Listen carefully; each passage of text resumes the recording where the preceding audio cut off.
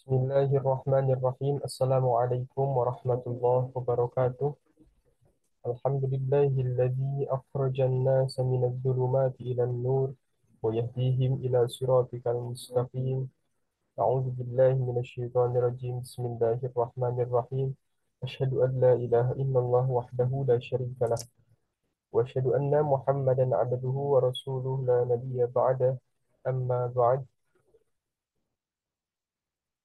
Pada kesempatan kali ini saya Ahmad Fahrezi merupakan mahasiswa Universitas Islam Ki Haji Rohiyah Cipasung Tasikmalaya akan mempresentasikan mata kuliah teori belajar dengan judul makalah Teori Belajar Konstruktivisme dan Humanisme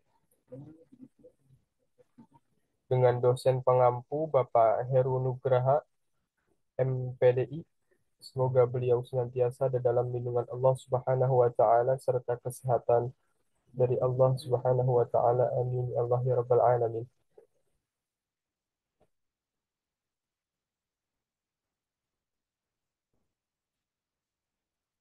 Bahwa belajar merupakan proses berpikir yang menjadikan seorang individu menjadi tahu dan mengerti tentang berbagai hal yang tidak ia ketahui sebelumnya. Dalam dunia pendidikan, terdapat banyak sekali teori-teori tentang belajar yang dipelajari dalam materi belajar dan pembelajaran. Teori-teori ini diajukan oleh banyak ahli dari bidang psikologi maupun pendidikan. Teori-teori tentang belajar dan pembelajaran tersebut sangat perlu diketahui dan dipahami oleh para pendidik maupun calon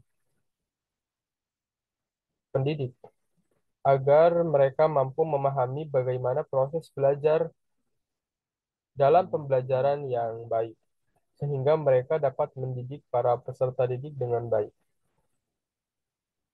Insya Allah pada kali ini saya akan menerangkan makalah kelompok saya akan membahas dua teori pembelajaran yang penting dalam bidang pendidikan, yaitu teori konstruktivisme dan teori belajar humanisme. Kedua teori ini memiliki asumsi, prinsip, dan juga kelebihan kekurangan yang berbeda-beda. Marilah kita langsung saja menuju ke pembahasan.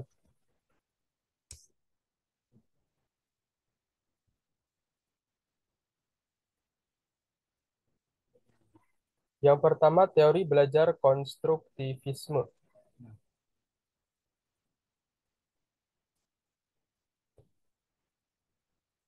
Bahwa teori belajar konstruktivisme adalah pandangan yang mengemukakan bahwa lingkungan belajar sangat mendukung munculnya berbagai pandangan dan interpretasi terhadap realitas, konstruksi pengetahuan, serta aktivitas-aktivitas lain yang didasarkan pada pengalaman. Dari katanya konstruksi, yaitu pembinaan sebuah bangunan. Jadi, teori konstruktivisme ini yaitu teori belajar dengan cara melakukan pembinaan terhadap peserta didik. Membina dari satu bangunan yang tadinya berupa dasar bangunan, yaitu pondasi, hingga mencapai ke puncak bangunan sehingga bangunan tersebut terwujud dengan sempurna. Contoh dari teori belajar ini yaitu eh, kita menciptakan pembelajaran dengan cara mengembangkan pemikiran anak peserta didik agar belajar bisa menjadi lebih bermakna dengan cara bekerja sendiri, menemukan sendiri, dan mengkonstruksikan sendiri pengalaman dan keterampilan barunya. Jadi kita menyerahkan kepada peserta didik untuk menemukan sendiri apapun yang dipelajarinya. Selanjutnya yaitu karakteristik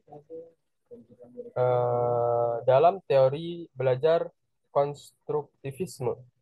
Yang pertama karakteristiknya, ciri-ciri yang dapat kita ketahui dalam Teori belajar ini yaitu pertama belajar aktif, yang kedua siswa terlibat dalam aktivitas pembelajaran itu maupun yang bersifat otentik, yang sah pada umumnya, belajar yang sudah pada umumnya seperti itu, dan juga situasional, belajar dengan cara bagaimana situasi, kondisi, tempat tersebut. Jadi dapat berubah-ubah. Yang ketiga, ciri-ciri dalam teori belajar ini yaitu aktivitas belajar harus menarik dan menantang agar peserta didik mampu menemukan pembelajaran itu sendiri, mampu mengekspresikan eh, dapat mengekspresikan keterampilannya. Dan yang keempat, karakteristiknya itu siswa harus dapat mengaitkan informasi baru dengan informasi yang telah dimiliki sebelumnya. Jadi siswa itu harus bisa mengaitkan informasi yang baru, pendidikan yang baru, pembelajaran yang baru dengan pembelajaran yang sudah dimilikinya sebelumnya. Dapat kita ketahui dalam Nahdlatul Ulama pun eh, dalam mahfudotnya al-muhafadatu 'ala al-qadimis shalih wal akhdhu bil jadidil aslah. Kita eh, mengembangkan pembelajaran-pembelajaran yang baru dan membina pembelajaran-pembelajaran yang terdahulu. Adapun asumsi dalam teori belajar konstruktivisme ini yaitu pengetahuan tidak eksis tanpa pemikiran manusia. Jadi pengetahuan itu tidak akan tenar, populer kalau tanpa ada pemikiran manusia, tanpa adanya pemikiran manusia. Dan pengetahuan juga dibentuk oleh pemikiran manusia. Selanjutnya yaitu prinsip dalam teori ini. Yang pertama yaitu prinsipnya pembelajar telah memiliki pengetahuan awal. Jadi para siswa peserta didik itu sudah mengetahui pembelajaran yang akan dibelajarkan di sekolah. Sudah memiliki pengetahuan awal, sudah memiliki fondasi pengetahuan awal. Yang kedua yaitu belajar merupakan proses pengkonstruksian pengetahuan berdasarkan pengetahuan awal yang telah dimiliki. Jadi belajar itu untuk mengembangkan pengetahuan yang sudah dimiliki para peserta didik tersebut. Jadi kita tinggal mengembangkan dan juga membina pembelajaran tersebut. Dan yang ketiga, belajar adalah perubahan konsepsi pembelajaran. Jadi belajar itu merupakan suatu perubahan eh, pengertian pembelajaran yang ini kita kaitkan dengan pengertian pembelajaran yang lain seperti itu. Adapun kelebihan dan kekurangan dalam teori belajar konstruktivisme ini, yaitu kelebihannya dengan menggunakan pendekatan konstruktivisme, siswa akan aktif dalam pembelajaran dan menjadikan proses pembelajaran tersebut menyenangkan dan lebih bermakna bagi siswa. Kelebihannya itu seperti itu. Jadi, siswa merasa lebih bermakna suatu pembelajarannya itu karena pembelajaran ini, teori ini mengacu kepada siswa untuk berpikir sendiri, menemukannya sendiri.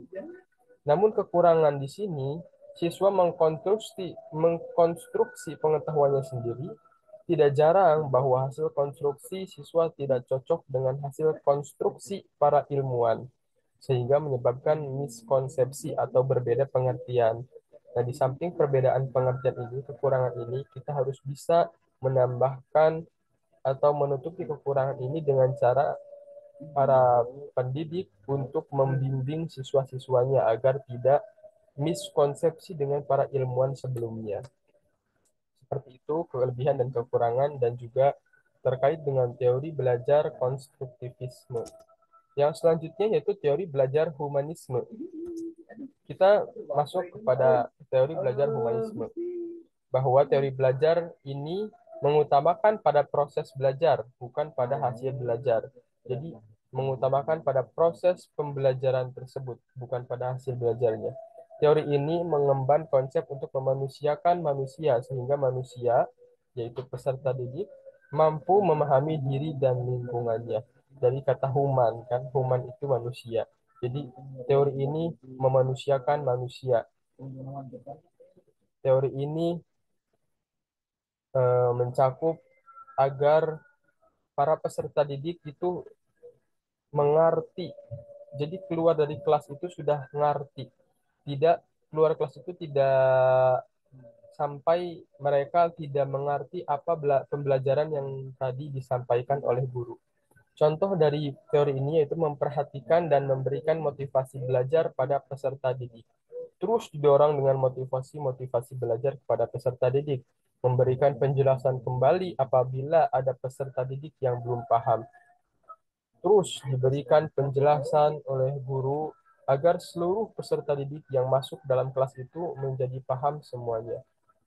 Dan juga contohnya mampu memahami karakter dari setiap peserta didiknya. Para pendidik, guru, itu harus memahami karakter dari setiap para peserta didiknya. Selanjutnya karakteristik dalam teori ini, teori humanisme, yang pertama yaitu menekankan pada proses aktualisasi diri masing-masing individu.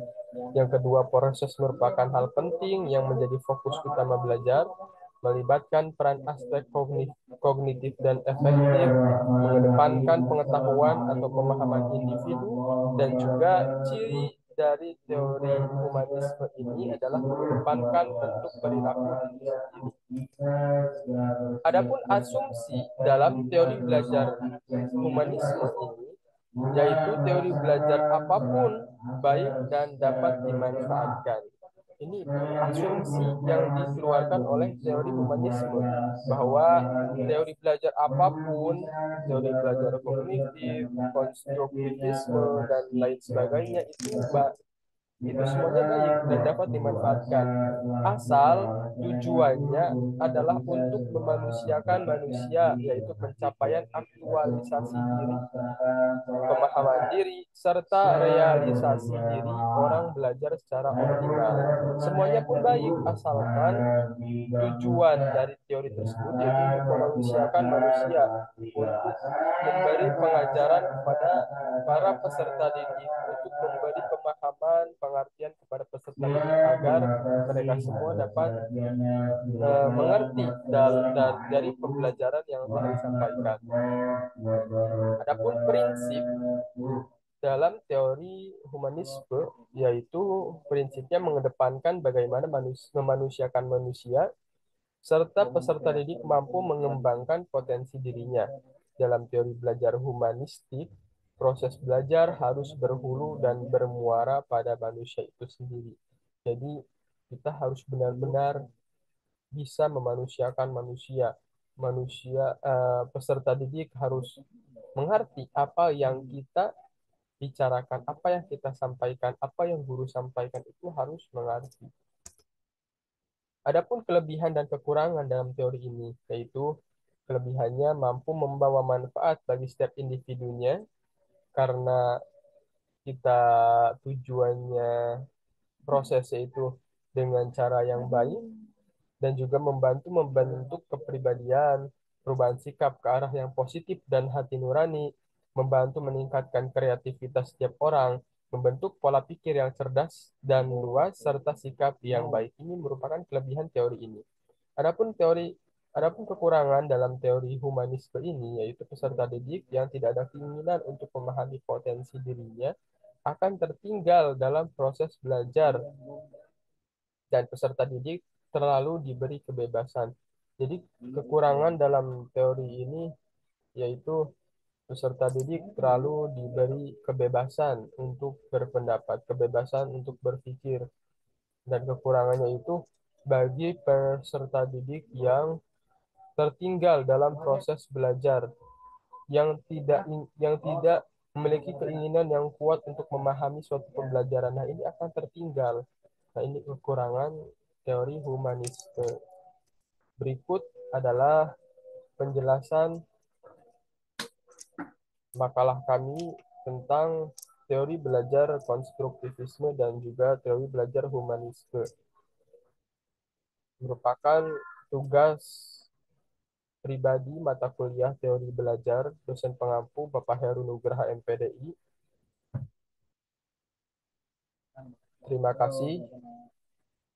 Saya Ahmad Fahrezi dengan NIM 22112481 merupakan mahasiswa Universitas Islam Ki Haji Ruhiyah Cipasung.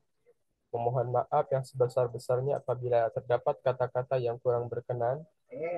Wallahul muwaffiq ila aqwamit thoriq. Wassalamualaikum warahmatullahi wabarakatuh.